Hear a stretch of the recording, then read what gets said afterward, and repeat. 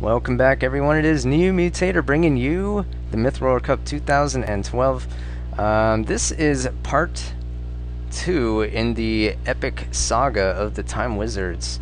Well, game 2 in match 2. I guess I'm going to be doing a little featurette on the Time Wizards, starting with this second match of the DE3. Then I'm going to do their first match of the DE3 to show you how they got here, and then I'm gonna do the epic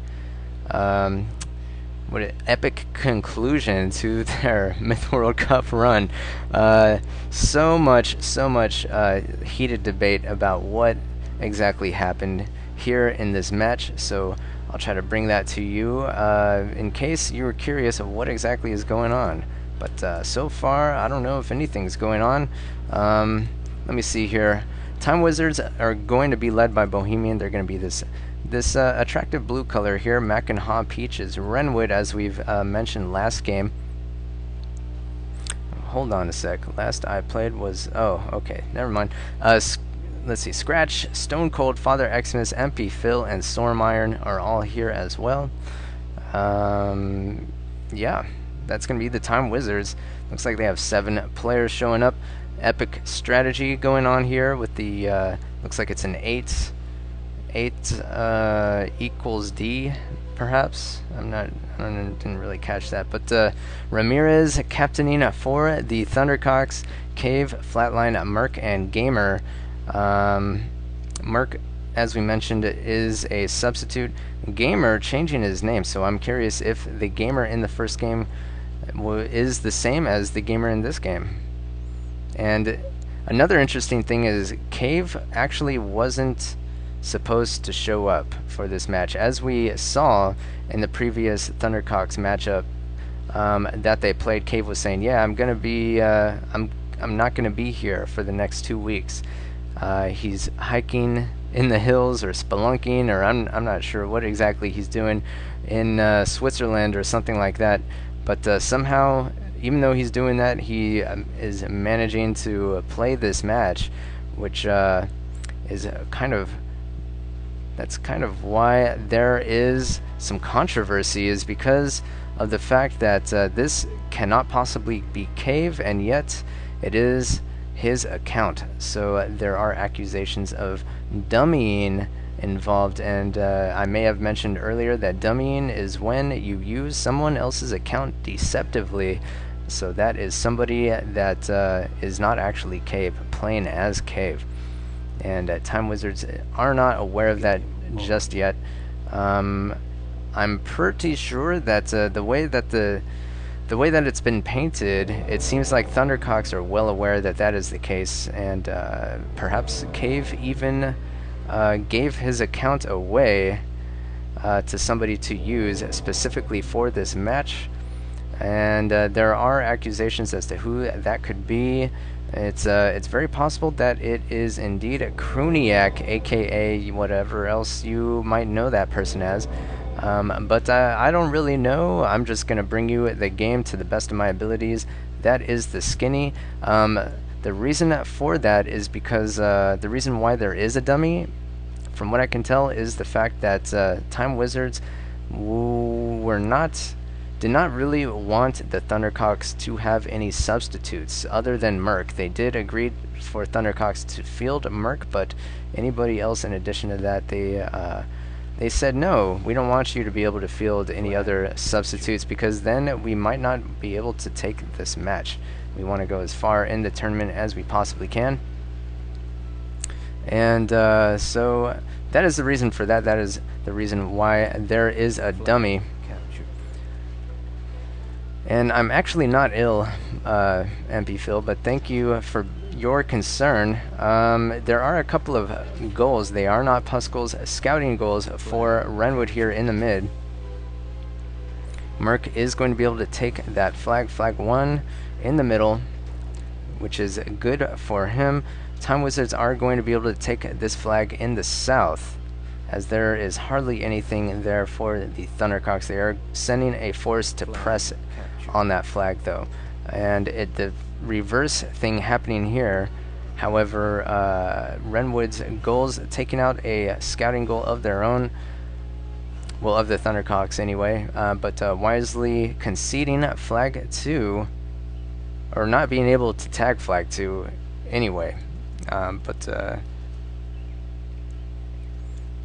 you know, at least wisely running away from this superior force here to the safety of their own eastern force on its way here. Looks like Scratch is going to be in charge of that force. He is going to be actually at a disadvantage, I think, since his thrall are going up against warriors. However, Renwood, I think, is he does have these 2 scouting goals, and there is a pus goal. Nope, Scratch is sending a sneak attack dwarf. And in the south, a little bit of an engagement. Stone Cold losing a couple of units there to pus and that dwarf combo. Cave, well, somebody playing as Cave responsible for that. And this is exactly why the Time Wizards were kind of up in arms over this match being played when they found out the case. But more on that later. And Father Xmas a little bit concerned about what Scratch is doing, as he did lose a couple of archers here somehow. I guess those archers did get taken out by a gamer. Probably sniped one with an archer and another with a warrior there, it looks like. Not sure if Pus was involved or not. A little bit of a defensive Pus as Stone Cold attempts to rush and loses a lot of units here. He is going to try to spam some Pus on that dwarf, taking it out. But I don't think he has enough melee left to be able to take out the person playing as Cave here in the south. Also in the mid, not a whole lot happening, just kind of a stalemate as Merc attempts to fend off Swarm Iron and Bohemian, as well as MP Phil. Bohemian saying go north, so not really sure. Oh, and that is probably because Flatline is decimating Scratch's Thrall. Those last remaining units there, basically vetting up on that Thrall, and they're going to essentially go straight to this flag, the home flag for the Time Wizards. Thundercocks are going to be up. They are up marginally because they were able to tag 3 flags first, but they are up also in percentages, 80 to 62%.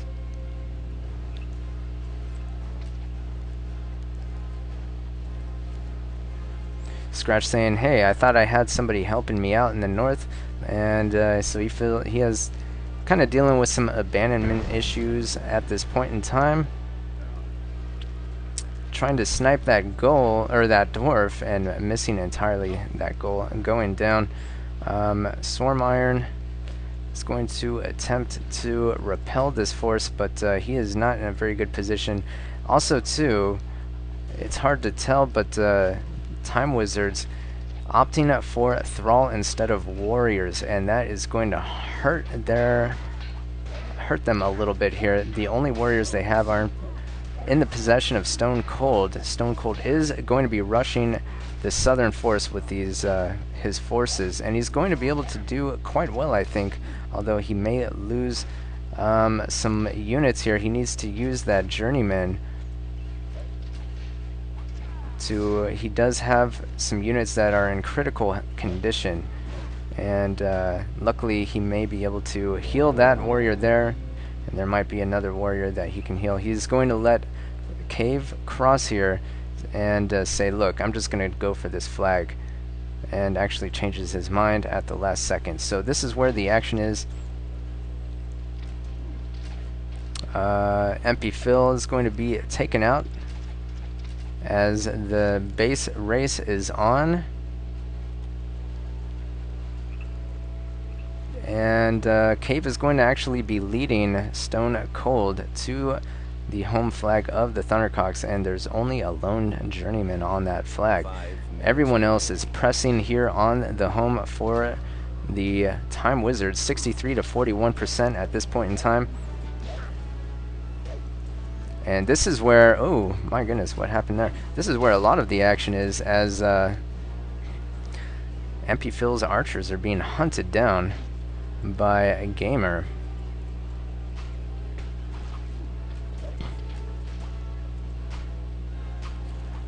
And Bohemian wisely moving in that dwarf. Nice shot there, taking out that Puskul, taking out that dwarf indirectly, and taking out at least one of those warriors, possibly two. What the heck was that? I don't understand why Bohemian kind of opted to throw that. Did some friendly fire there, but following that up with kind of a blunder of sorts, but pretty okay so far for him. But I'm not sure why MP Phil is deciding to press here. He needs to fall back to his flag to try to take out Flatline's dwarf. It's going to be difficult to do with just two archers here, with that dwarf nearly upon the entire Time Wizard melee force here. Flag captured. And Flatline, essentially all he needs is, actually Flatline losing that archer, that's pretty key. Bohemian trying to keep that that dwarf from closing in, and Gamer here doing some impressive dancing around. MP Phil trying to give him a run for his money, but it's so difficult when you have fewer archers with fewer health. Now both teams with victory imminent. Time Wizards were able to tag this home flag here, but these warriors, I don't think Stone Cold knew what was on the flag, and so he just pulled this entire force, when some of them could have helped out here in this home fight battle. Here are some more dwarves just wrecking it. A Merc taking out a lot of these Thrall. It's not looking good for Time Wizards, as Merc's entire forces here. Doesn't seem like Merc has lost anything. He has 27%, which is unusual for a substitute, but I can certainly see why that would be, as he is just tearing it up here. And that flag goes down quite easily, I think, once Merc arrives on the scene. He is able to nab 27 kills and 120 damage, which is far better than anyone else on the team. And it seems like somebody also, was it Ramirez?